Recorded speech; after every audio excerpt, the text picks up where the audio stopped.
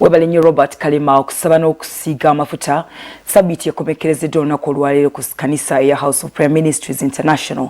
Era olunaku olwaleero omusumba w'ekkanisa eno Aloysius Bugingo akulembeddemu abakkiriza ne beeyala ku ttaka ne bakoola Katonda ayongere obukuumi ku ggwanga lya Uganda awamu n'okusabira bannayuganda emikisa bongere okwekulaakulanya awamu n'okugenda mu maaso okubala ebibala wakati ng'omwaka guggwako. Ebyokwerinda ku Canaanland bikedde kunywezebwa ng'abakkiriza bazze okwetaba mu kusaba okukomekereza okusaba n'okusiigibwa amafuta okumaze ennaku 6.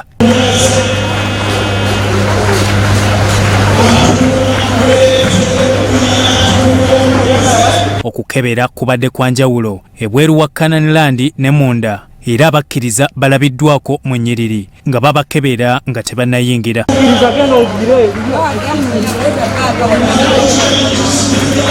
Layini zibadde mpanvu kufedde eri ku kkubo paka ndabajja bakebera layini nojja n'osima layini n'omunaba mu ngalo esanitayizinga ne bakuwandiika amanya n'oyingira mu kyaki. Leero batandikira eri ne batandika okucekinga asooka owokubiri akebera covid bingi. Osanzeewo ng'ebyokwerinda binywevu nnyo. Wallahi sibalina kumanya ne kyamayi tuli safe. Wabula bwe ntuuse neneewuunya kubanga tubadde tumanyi kutuukira eri. Ngenze kutuuka wali nga nzijidde ku booda nga bangamba booda ekoma wano. Naye mu birowoozo byange nintegeera nti ku kino ekyabaddewo ekyabomo ndowooza kye kireese bino. Buli w'obadde otunula e Kanaani ng'olaba ku basirikale abali mu byambalo ne mu ngoye eza bulijjo nga n'abalala beetabye mu kusaba kuno. Ebyokwerinda binywevu kubanga buli omu kati ali bulendaala. Buli omu yenna ali bulendaala. Ffe nga security tetujja okwongerako okuwa amagezi matono naye nga tumanye nti ebyokwerinda wano biri bulendaala. Buli w'olabanga omupoliisi oba omuntu yenna ng'ali mu byambalo by'okwerinda awo tegeere nti ebyokwerinda binywevu. Kubanga kino ekyabaddeko mu ggwanga si kye kyasoose naye okutiitiira kuno tetwagala kubeere ate okutiitiira kujja kuwa omulaba amaanyi. Twagala tulwanire wamu nga tukozesa obukolyo bwe tukozesa ffe tuweereza abantu nga bwakugambye tusobole okulwanyisa embeera eriwo.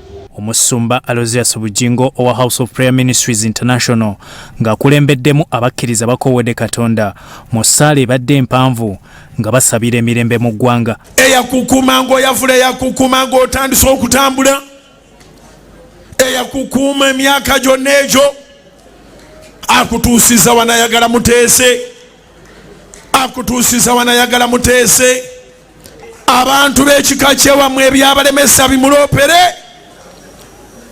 akuyamba n'ayamba ne famire akuyamba n'ayamba ne famire. Nga bafukamidde wansi abalala beeyaze ku ttaka bakoowedde Katonda ayongere okusumulula emikisa ku bannayuganda nga bakomekereza omwaka baveeyo n'ebibala. Ogenda kutambula butereevu ngo gy'ogenda yonna obaako ky'okomawo nakyo. Ebyo byoyogera ku nnyumbayo ebyo byoyogera mu maka go eyatunda ebintu byo mu kaseera ak'okubonaabona eyatunda ebintu byo mu kaseera ak'obwavu eyatunda ebintu byo mu kaseera ka lockdown eyaggwebwako kapito mu kaseera ka lockdown nangiri okulangirira ebigambo ebirungi ate obirabe nga bijja. Katonda azzeewo emirimu ekyali giweddewo. Katonda azzeewo firiji ze wali otunze. Katonda azzeewo TV y'abaana gye wali otunze. Katonda azzeewo entebe ze wali otunze. Omusumba Bugingo asabidde bannayuganda bali mu mawanga ag'ebweru Katonda bongere obukuumi n'ekyabatwala kituukirire. We serve a wonder working God. Musabe Katonda mugambe njagala ku dola mugambe ensimbi z'oyagalako oyagala zaawa. Financial blessings in the mighty name of Jesus upon your life. Financial blessings in the mighty name of Jesus upon your life. Mu kusaba kuno omusumba Bugingo wasinzidde n'asabira amafuta g'abakkiriza bonna era nga bwe yalangirira abakkiriza bonna abasiza amafuta okwetooloola Canaanland yonna.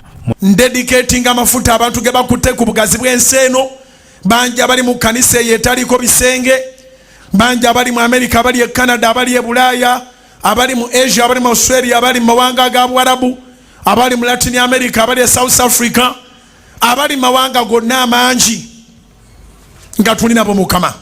Nkwegeridde Kabaka wa Bakabaka amafuta gabe gapakiremu amaanyi. Nabudde Bugingo abasabidde omukisa mu wiiki egenda okutandika. Katonda agubayire era okusaba kuno kwe kukomekereza okusaba n'okusiiga amafuta okwatandika ku Monday eya wiiki eno ku Canaan Land.